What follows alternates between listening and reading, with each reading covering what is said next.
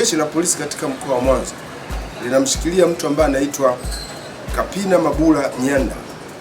Huyu ana umri wa miaka 32 na ni mfanyabiashara mkazi wa Ilalila, wilaya Ilemela, na anashikiliwa kwa kosa la wizi kwa njia ya mtandao.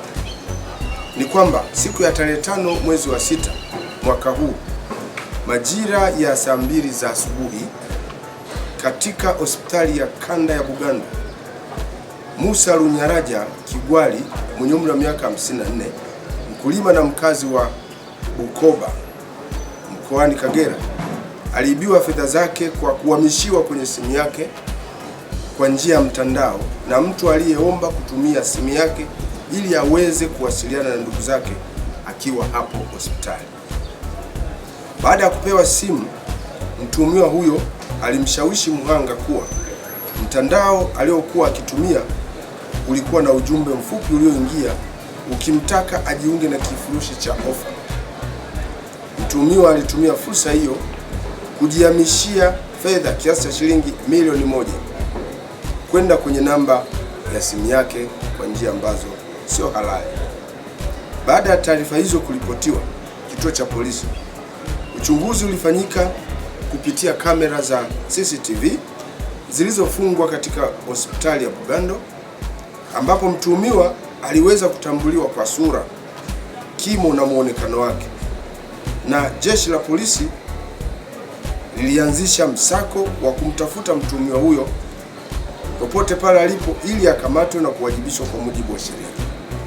Ilipofika tarehe 11 mwezi wa 6 mwaka huu, ilikuwa ni majira ya asubuhi, yani leo, askari wa jeshi la polisi waliweza kumkamata huyo mtuhumiwa akiwa katika eneo hilo hilo la hospitali ya rufaa ya Bugando, na wakati huo anakamatwa alikutwa katika harakati za kumpora mtu mwingine ambaye alikuwa amefika katika hospitali hiyo kwa ajili ya kumuona mgonjwa.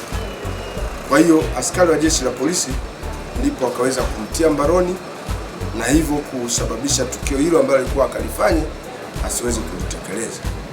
Kutokana na tukio hilo, jeshi la polisi linawaomba wahanga wa matukio hayo kufika katika kituo cha polisi kati wilaya Nyamagana kwa ajili ya kumtambua huyo mtuhumiwa, kwa sababu tuna mashaka huenda ameibia watu wengi kwa mtindo huo.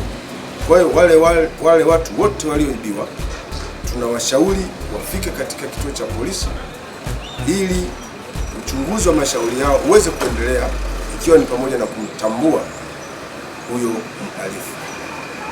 Pia tunawakumbusha wananchi waache tabia ya kuamini watu wasiowafahamu na kuwapa simu zao au namba za siri za simu zao. Lakini kupitia tukio hili nafikiri tumeweza kuona namna ambavyo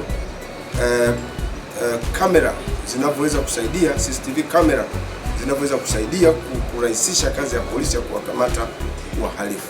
Hivyo tunawakumbusha wafanyabiashara, wenye maduka sehemu mbalimbali, taasisi za serikali na taasisi za watu binafsi, wote kuhakikisha kwamba wanafunga CCTV kamera katika sehemu zao, ikiwa ni pamoja na nyumba za watu za kuishi.